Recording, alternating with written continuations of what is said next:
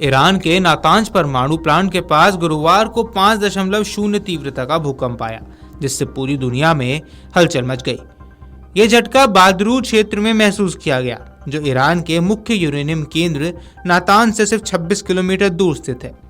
इसके कुछ घंटे बाद 4.5 तीव्रता का एक और झटका आया, जिससे इस क्षेत्र की सुरक्षा को लेकर अब सवाल उठने लगे हैं। भूकंप के कारण कई मकानों की खिड़कियां टूट गई, लेकिन किसी के हताहत होने की खबर नहीं है। हालांकि ईरान ने अभी तक यह साफ नहीं किया है कि इस भूकंप से उसके परमाणु केंद्र को कोई नुकसान हुआ है या नहीं। ऐसे में यह भी सवाल उठ रहा है कि कहीं ईरान ने परमाणु बम तो नहीं बना डाला। अंतर्राष्ट्रीय परमाणु ऊर्जा एजेंसी पहले ही ईरान के हथियार ग्रेड यूरेनियम भंडार को लेकर गंभीर चिंता जता चुकी है। हाल ही में जारी एक रिपोर्ट में एजेंसी ने दावा किया कि ईरान ने परमाणु हथियार बनाने लायक यूरेनियम स्टॉकपाइल कर लिया है। इसी बीच अमेरिका और इजराइल अगले हफ्ते वॉशिंगटन में ईरान के परमाणु कार्यक्रम पर उच्च स्तरीय बैठक करने वाले हैं। विशेषज्ञों का मानना है कि ईरान की ओर से परमाणु हथियार विकसित करने की खबरें सच साबित हुई तो ये पूरी दुनिया के लिए सबसे बड़ा सुरक्षा संकट बन सकता है। इजराइल लंबे समय से ईरान के परमाणु कार्यक्रम का सबसे बड़ा विरोधी रहा है और उसने पहले भी ईरानी परमाणु ठिकानों पर साइबर हमले और गुप्त ऑपरेशन किए हैं। पिछले साल इजराइल ने ईरान के इस्फान प्रांत में स्थित एक S-300 वायु रक्षा प्रणाली पर हमला किया था।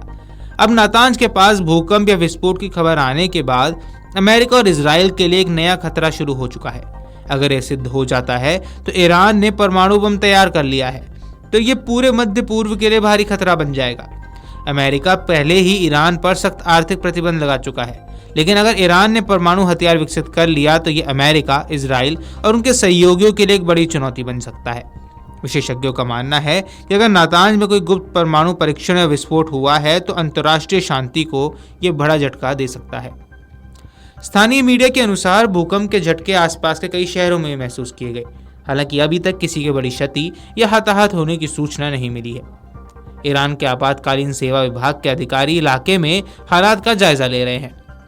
वहीं बता दें कि नातांज ईरान का एक प्रमुख परमाणु केंद्र है, जहां संवेदनशील परमाणु कार्यक्रम संचालित किए जाते हैं।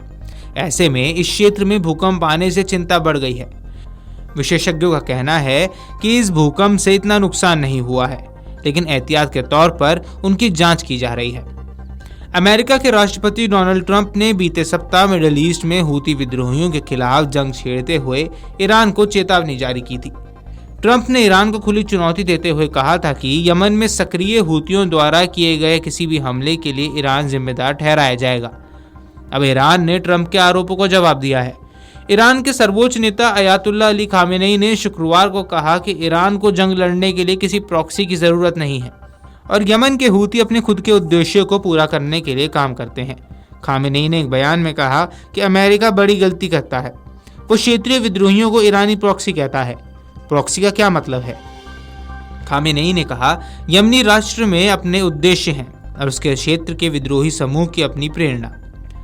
ईरान के प्रॉक्सी कहने की जरूरत नहीं है। खामेनेई ने आगे कहा, वे धमकियां देते हैं, लेकिन हमने कभी किसी के साथ संघर्ष शुरू नहीं किया है। हालांकि अगर कोई गलत काम करता है तो इसकी शुरुआत करेगा तो इसको उसकी कड़ी सजा दी जाएगी। गौरतलब है कि पिछले कुछ सालों में ईरान पर इस क्षेत्र में कई विद्रोही गुटों को सैन्य और वित्तीय सहायता उपलब्ध कराने के आरोप लगते रहे हैं। इन समूहों में हमास, हिजबुल्लाह, हूती विद्रोहियों के अलावा इराक के कई शिया गुटों के नाम भी शामिल हैं। ईरान द्वारा समर्थित इन गुटों को एक्सिस ऑफ रेजिडेंस यानी प्रतिरोध की धुरी भी कहा जाता है। आपको बता दें कि पिछले सप्ताह ट्रंप ने अपने सोशल मीडिया प्लेटफॉर्म एक्स पर एक पोस्ट में ईरान को चेतावनी दी थी, जिसके बाद ईरान के supreme leader Ayatollah Ali Khamenei ने अब इस पर प्रतिक्रिया देते हुए ट्रंप को चेतावनी दे दी है। Video desk, Amar Ujala. अगर आप ये वीडियो YouTube पर देख रहे हैं तो हमारे चैनल को सब्सक्राइब कर बेल आइकन दबाएं और Facebook पर देख रहे हैं तो हमारे पेज को लाइक करें। 8 मिलियन प्लस सब्सक्राइबर, आपके इस भरोसे के लिए बहुत धन्यवाद।